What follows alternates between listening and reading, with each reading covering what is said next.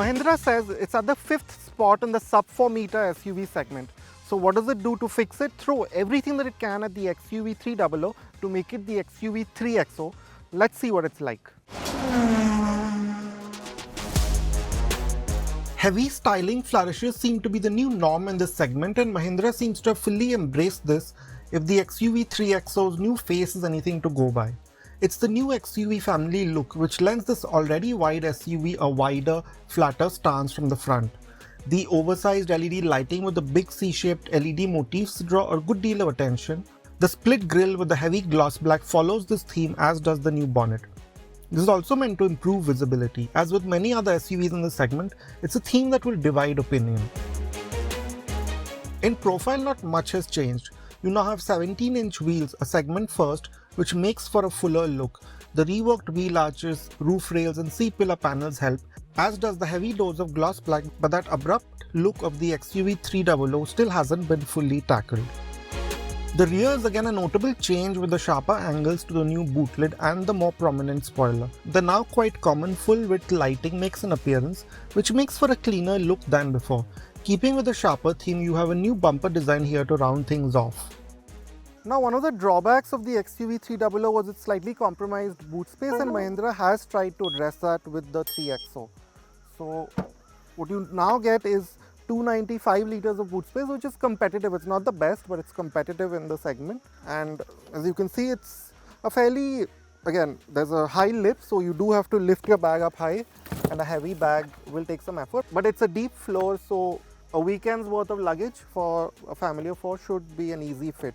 And of course, you have some practicality like this 60-40 split that should help matters. And Mahindra says that if you load it up right to the top, you get 364 litres. And some nice practical additions have been made with these hooks on either side. They're pretty sturdy, so they too should be helpful. Now, as you can see, there have been some changes made to the interiors of the XUV3XO as well, coming from the 300. And if you've seen the new XUV400 EV, they'll be quite familiar. So yeah, you have that slightly more modern design. It's still not the most contemporary in this segment by any stretch, but it's a step forward in the right direction. So you have this gloss black here, this new central tunnel with the more horizontal vents, this new screen and so on, this simpler arrangement here. But where there truly has been a step up is in terms of the materials and finishes. Now, this is most notable at the top, where you have these soft materials here, and even here, and the stitching especially is really quite nice. It's been done really well in the way it sort of wraps around you.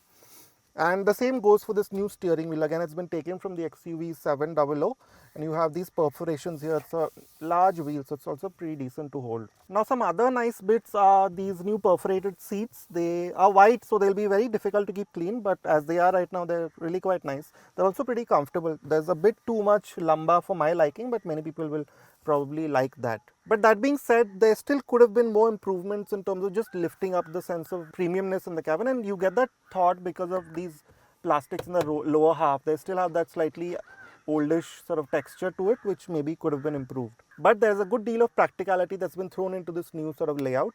To start with, you see this new dual zone, all the climate controls and so on, all the media controls, they're all hard buttons. You have a hard knob for the volume, for the AC controls, and big tactile buttons. Now, these slim buttons, which we never liked right from the start of the XUV300, that's still carried over. Maybe they could have changed that. But other than that, they are pretty easy to use on the move. And the same goes for these buttons on the steering wheels and these stalks. Now, in terms of overall cabin practicality, you notice that this central tunnel, the new arrangement, doesn't have too many cubby holes. It's quite a shallow sort of space to just put for the wireless charger. That's there. And these cup holders here. And you have fairly shallow sort of central console. But what you do get is some really large door pockets.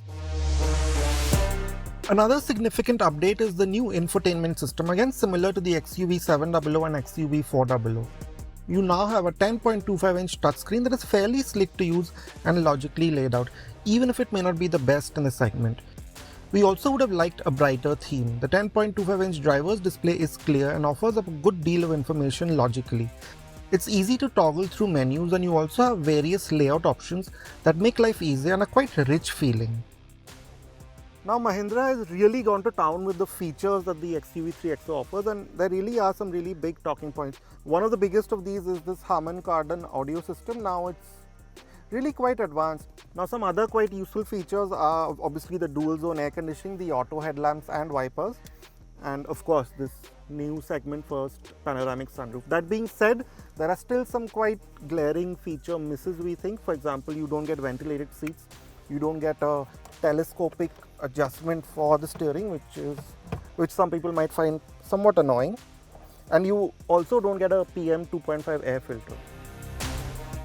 The XUV3XO has a strong base to work off in terms of safety, with the XUV300 already being a 5-star rated car by Global NCAP. You now get level 2 ADAS and 360-degree cameras with a blind view function.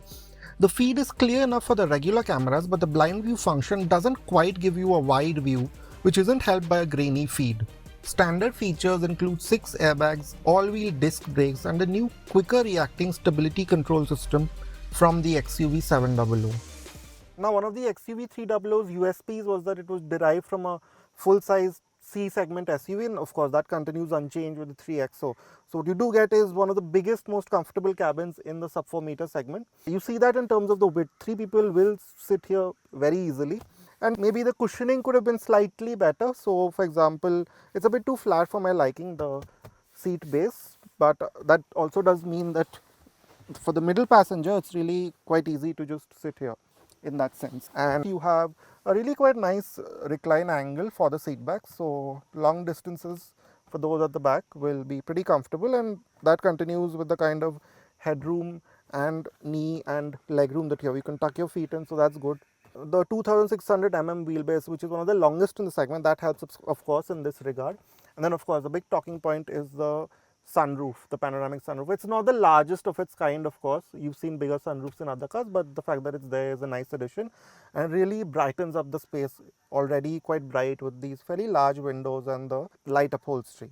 Again, like from the front, what you do get is soft materials here. Now this is something you don't really notice or see in cars at this price point, which is quite surprising. But yeah, like the rest of the car, the materials in the lower reaches are those hard plastics in that slightly old style texture. Now in terms of amenities, you get another Type-C charger here, a 12-volt power outlet, and this center armrest.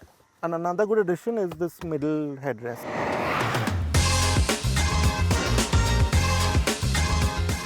The first thing you realize is that, and Mahindra makes it a point to let us know of it, is that how much of an SUV it feels like to drive. So you sit quite high up. It's about 1.5 meters something that your eye level is off the ground. And with the design of the bonnet, again, like the earlier car, it's very easy to place in traffic. So driving this car in traffic is really not a hassle. It's actually quite simple. And then you have the engine. Now we're driving the 1.2 TGDI with the 130 PS and 230 Nm, which again goes up to 250 with the overboost function. Now we've driven this briefly before in its manual form, but this one is with the 6-speed torque converter automatic. Unlike many competitors, the direct injection turbo petrol is impressively refined. It's quiet at city speeds and there's not much in the way of vibrations. At higher revs, this turns into a pleasant growl that many will like. Paired with the new automatic, performance from standstill is smooth, but you are sometimes caught out by dull performance before the boost fully comes on before 2000 RPM. This is most noticed at medium city speeds where you need a good shove at the pedal to trigger a downshift and get up to speed. It's best to be smooth at these times given the quite potent surge that comes after this lull. We think a sport gearbox mode would have been a good addition in these situations. But getting past this seems to bring the drivetrain into its sweet spot. There's quite an exciting surge of torque, especially for a sub-4-metre SUV with the overboost function, but then it settles into a flatter but still strong acceleration in the higher reaches of the rev band. So progress at higher speeds is again especially smooth. The gearbox also seems to be more alert at this time, which combined with its soft smooth shifts makes for a clean experience. You do get drive modes which change engine response and steering heft, but we would best stick to the lower zip and zap modes in regular driving. The top zoom mode can be a bit peaky and is probably best reserved for spirited driving on the weekends.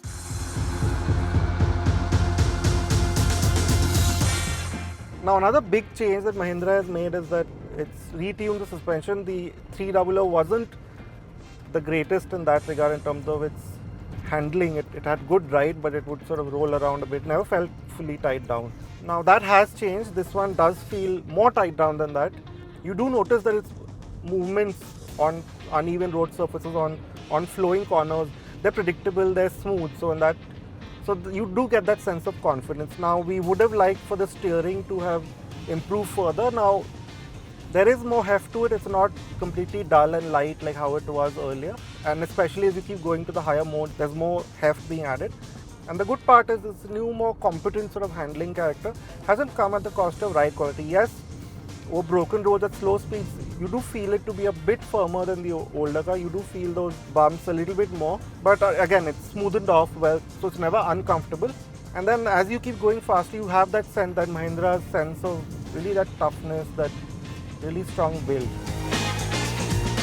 Priced between rupees 7.49 lakh and rupees 15.49 lakh, the Mahindra XUV3XO should become a strong contender in the sub-4-metre SUV segment. Yes, we would have liked a slightly smooth drivetrain at low speeds, and the looks might still polarize opinion. But the long list of features and safety equipment, comfortable cabin and the far improved dynamic character will be a draw for a wider section of buyers.